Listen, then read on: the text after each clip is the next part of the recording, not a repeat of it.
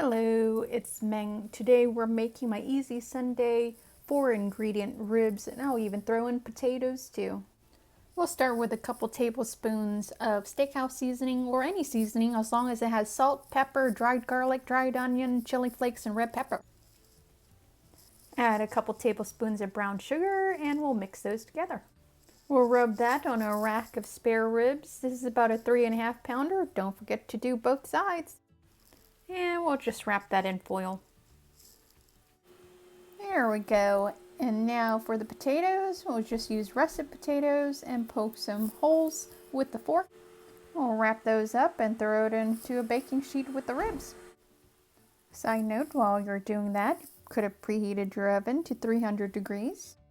We'll let that bake for at least 2 hours. If you have a larger rack of spare ribs, you might want to do a little bit longer.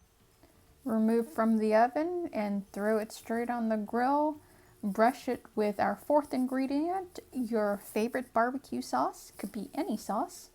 And if you don't want to deal with the grill, set your oven to broil and broil it on the top rack. Here are the ribs.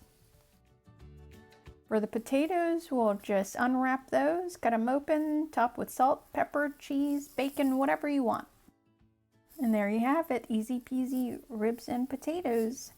Thanks for watching. For this recipe and more, visit craftstocrumbs.com.